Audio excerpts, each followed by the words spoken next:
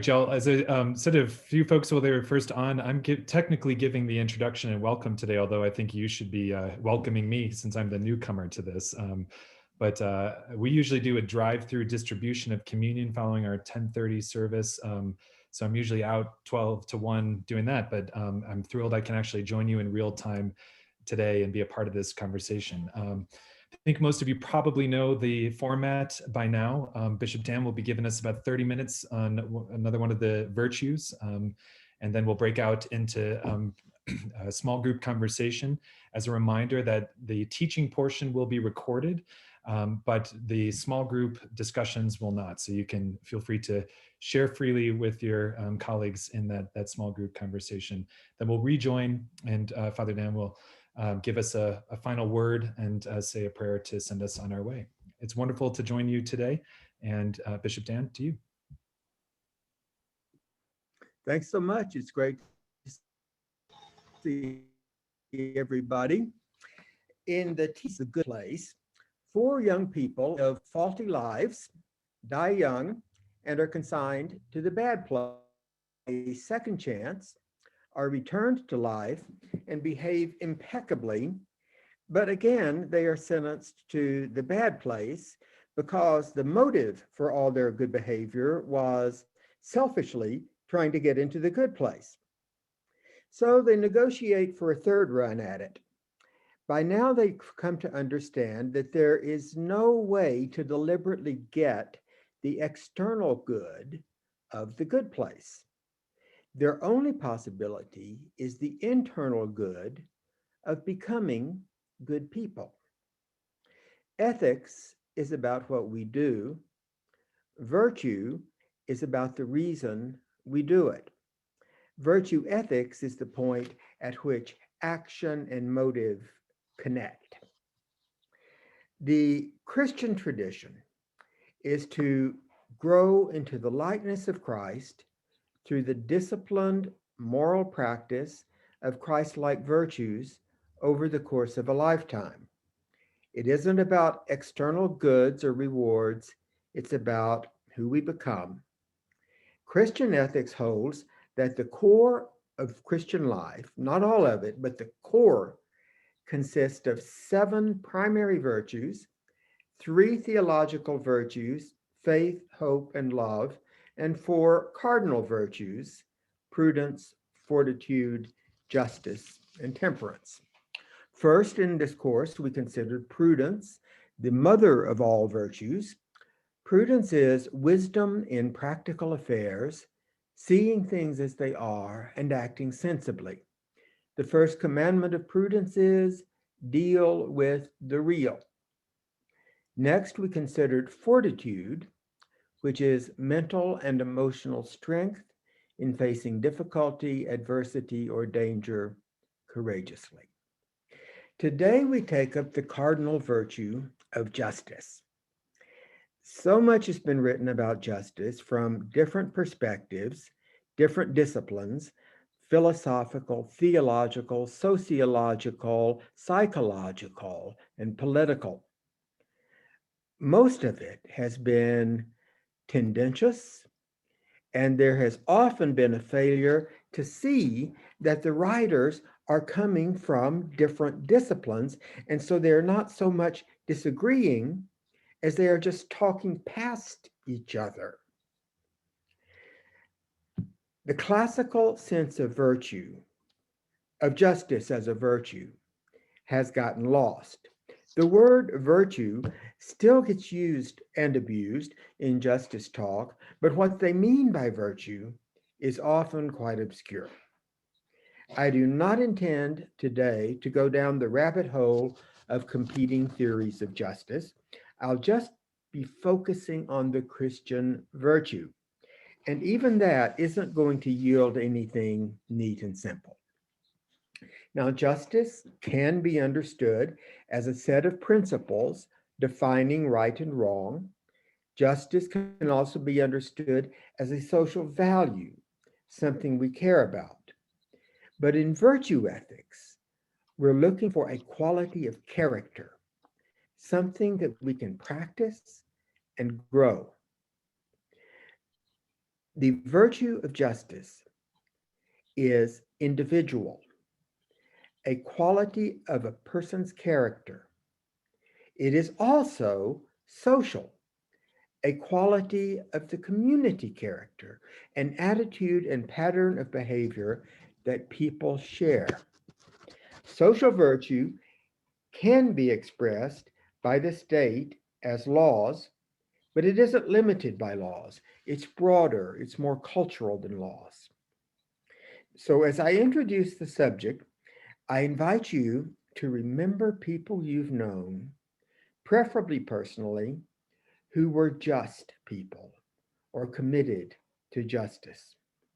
If possible, try to recall stories about them for our small group discussion. Now, Old Testament morality is more about rules than virtues, but the Old Testament is nonetheless profoundly interested in justice. Deuteronomy, justice, and only justice shall you pursue. Cursed is he who distorts the justice due an alien, an orphan, or a widow. Amos, let justice roll down like the waters and righteousness like an ever flowing stream. Micah, what does the Lord require of you but to do justice, love mercy, and walk humbly with your God? Now, two rival visions of justice carried on a sustained argument throughout the Old Testament. First, there is the Moses view. Moses the liberator.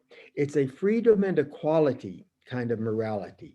It demands lending generously to those in need, but don't count on getting repaid. All debt was to be canceled every 7 years, and all land was to be restored to the family of its original owner every 50 years. Aliens were to be welcomed, supported, and included in the community. There were no kings, only local spiritual leaders. Law enforcement, people didn't need the law enforced top down. So law enforcement was vigilante style. The mob was assumed to be moral, better than having oppressive police like the Egyptians, they thought. The other side was the King David view, a hierarchical nationalism. The king was the adoptive son, the beloved of God. To love, honor, and obey the king was how you loved, honored, and obeyed God. Well, the kings liked to build palaces and temples, to keep standing armies, and to wage wars of imperialist conquest on their neighbors. That meant heavy taxes, forced labor, and the draft. But it also meant law and order with more due process than the supposedly moral mob. Moses' view was taken up by the prophets, Amos, Isaiah, Hosea, Micah, who defied the kings to their faces. Well, these two rival senses of justice argued their way throughout the Old Testament. But the contest was played out on the same field. That field was the word both sides used, tzedek. We translate it justice or righteousness. It means to be in right relationship. The ancient Israelites didn't agree on the political structure of their relationships, but they persisted in a conversation about it for over 1,000 years. Contemporary philosopher Jürgen Habermas, who wrote about discourse ethics and intersubjectivity, would say that the point of the Old Testament may not be which side was right, but the fact of their persistent conversation. Habermas says, we all live in a world surrounded by people of different background and personality. Relating with one another and settling our differences is not always an easy task, but it is a task we must embrace. trust or suspicion, authentic communication or lies, unconditional love or self-interest are just some of the causes of strengthening or breaking down that human relationship. So persistence in relationship enriches our souls, Habermas believes, and is necessary to our survival.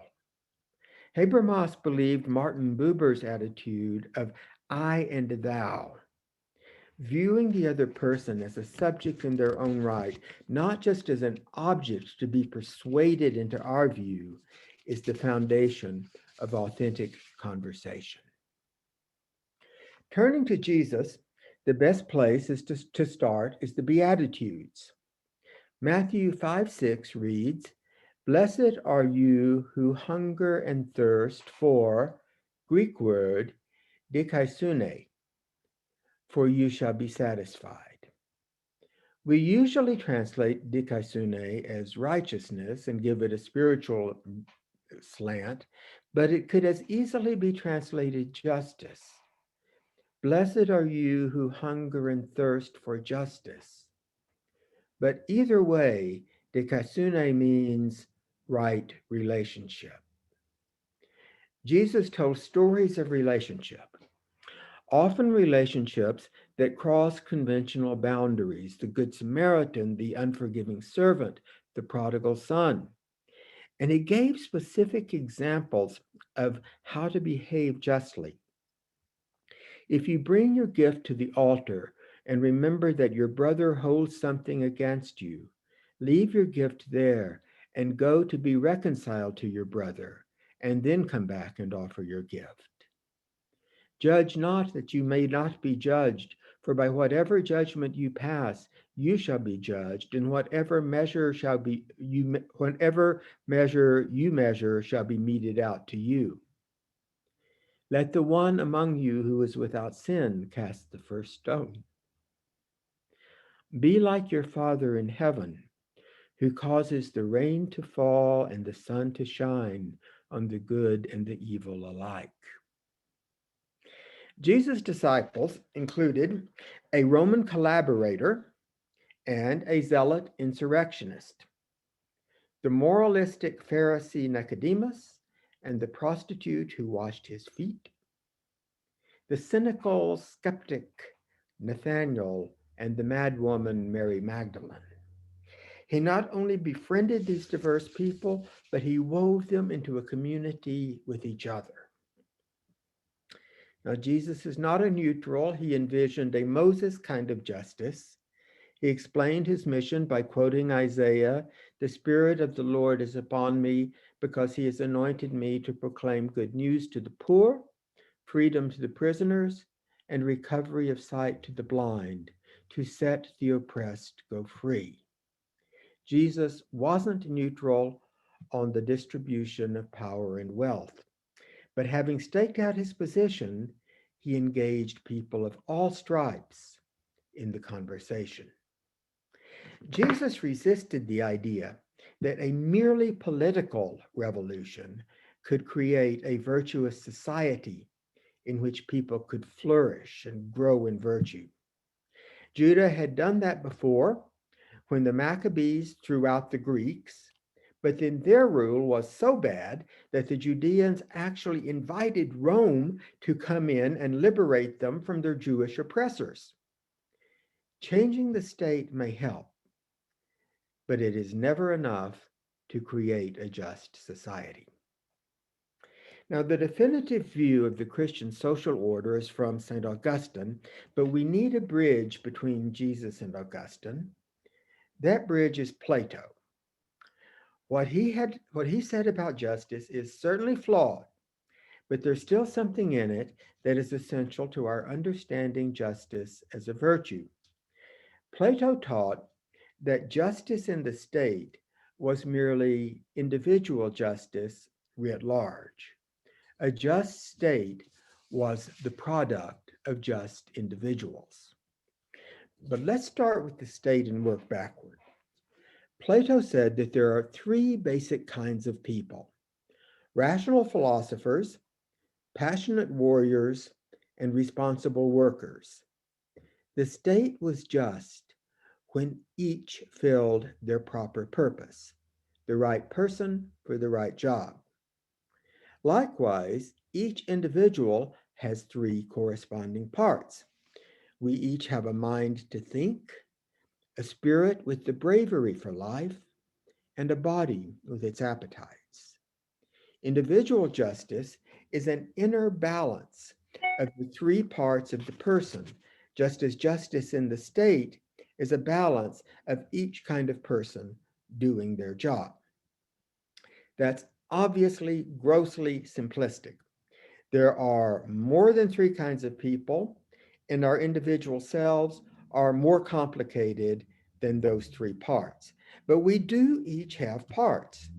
Freud gave us id, ego, and superego. Transactional analysis gave us child, parent, adult. Norse mythology more generously divided us into four parts. Jung gave us persona, shadow, animus, and self.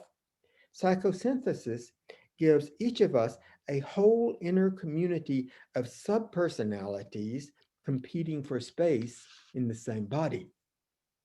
But these psychologists all agree with Plato on one point: we need to work things out inside. What Plato called justice, psychologists call inner harmony or integration. And that requires the different parts of our personalities to stay in conversation with each other, respecting each other's right to exist, making room for each other. We need the different parts of ourselves playing the role for which they are suited, like keeping the passions in the passenger seat and Mother Prudence at the driver's seat. A just individual is self-aware and well-balanced. The second gem from Plato is that just individuals actively shape their community. By bringing our internal balance into the community process, we lend sanity, dignity, and order to the common life. The justice of the community is an outer network of relationships that arises from the inner network of relationships inside individuals. And that brings us to St. Augustine. Augustine wrote The City of God as the Roman Empire was crumbling. He might well have preempted Dickens and titled it A Tale of Two Cities, because he described the world as inhabited by two metaphorical cities, the earthly city and the heavenly city. Because the world is fallen and sin isn't about to disappear anytime soon, the earthly city is governed by arbitrary, amoral, dominating power. The heavenly city is God's realm in which the virtues reign. But we cannot simply escape the one to live in another. Human life is so ordered that we all have a foot in each city. Augustine's overarching metaphor for earthly life is Jesus' parable of the field sown with a mix of wheat and weeds. We cannot root out the weeds at this time without destroying the wheat. So the wheat and weeds grow together until God sorts them out in the end. The virtues, you see, sometimes actually manifest in the state, as the vices, you may have noticed, sometimes manifest in the church. Augustine taught that Christians are obligated to participate in the world, the state, the market, and the social community. But they participate as Christians as well as responsible citizens, with our ultimate allegiance not to any institution or political ideology, but to God, and under God, to each other personally. For Augustine, the virtue of justice is relational. He said, Justice is found where the soul rules the body in all people who belong to this city and obey God. And reason faithfully rules the vices in a lawful system of subordination. The love with which a person loves God as God ought to be loved and loves his neighbor as himself. Now, some years ago, I was wandering about the city of Jerusalem and found myself in a highly politicized Palestinian neighborhood. I stepped into a political bookstore. Any of you who are old enough to remember movement bookstores from the 1970s, it was like that. I stepped into a political bookstore where every single book was a diatribe against Israeli occupation. Now, I'm not criticizing that, I'm just describing it, describing the bookstore as it was. But then I came across a book that didn't fit. The New Religious Intolerance, Overcoming the Politics of Fear in an Anxious Age, by the Jewish philosopher Martha Nussbaum. Nussbaum said that our fear-based experience of the world narrows, shrinks, rigidifies when we fail to practice participatory imagination. Participatory imagination is empathy, imagining our way into someone else's experience to see things their way. It doesn't mean we agree with them, but we understand them as if from the inside. Jesus said, "Love your neighbor as yourself."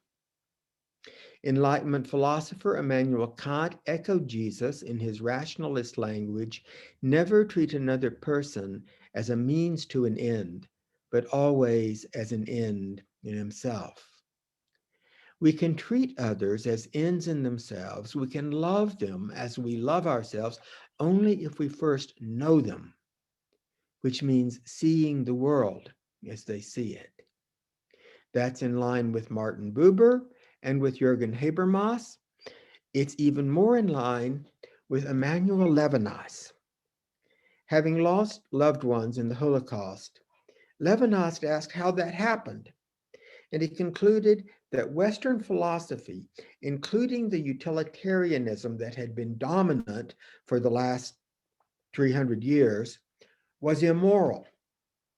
So Levinas called us back to relationship with those who differ from us.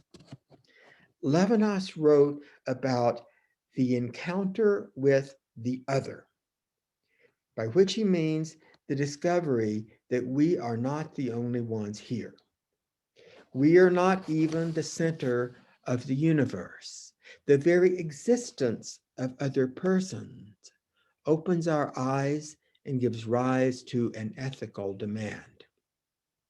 Nigel Zimmerman sums up Levinas this way: the other, the suffering other, the poor one, the widow, the orphan, is a subjective presence who appears before the self. The other person issues an ethical demand to one's own self. Levinas saw justice as something that happens face to face. But that kind of encounter is in a chicken and egg relationship with a larger social context that Levinas called the fraternal community. It takes face-to-face encounters, one-on-one meetings to form a fraternal community. But it takes a fraternal community to form us as people capable of authentic face-to-face encounters. That's our problem. The fraternal community acknowledges that we are each unique, but we all have the same ethical duty, which is to see each other as selves, to acknowledge each other's perspective. That's why Martha Nussbaum challenges us to adopt the moral practice of seeing things from the other side. Or, as Tyler Hubbard and Tim McGraw put it in their song Undivided, when we're going to learn to try on someone else's shoes, when we're going to see through someone else's eyes. We might contrast Nussbaum's approach to life with a passage in the second volume of Marcel Proust's epic novel, In Search of Lost Time. The protagonist, when he's a teenage boy, is obsessed with girls at this stage of life. And as the boy rides along the beach, he sees each girl and wants to possess her. But it isn't about sex. He later explains that sex doesn't even work for his purpose. What he wants to possess is her mind. He wants her to notice him and then continue thinking about him. He wants to invade her consciousness with his own image and turn her into a mirror for his ego. Contrast that to Nussbaum's participatory imagination. What if instead of trying to change her thoughts, Proust's teenager had tried to see them, understand her experience as it was, uninvaded by his agenda? The prayer of St. Francis seeks the grace not so much to be understood as to understand. The moral practice of a virtue grows us spiritually. Instead of imposing ourselves on others, justice, right relationship, truly sees them as they are, an image of God, a distorted image, but still an image. The vision of God enlightens our souls, and it's right there waiting for us if we practice participatory imagination. And if we see the world through many perspectives instead of just our own, it becomes a vastly larger, more interesting place. And we can multiply many times over our capacity to apprehend and appreciate reality. So, in summary, Christian justice isn't neat, but it includes some unexpected elements. From the Old Testament, we see that justice may reside not so much in rival visions of the social order as in the process of working with our differences. Jesus gives us a picture of non-judgmental relationship with people who are different from us. Love your neighbor, he says. And then he gives an example of the neighbor as a person of a different race, different religion, different nationality, who doesn't even live here, he just arrived.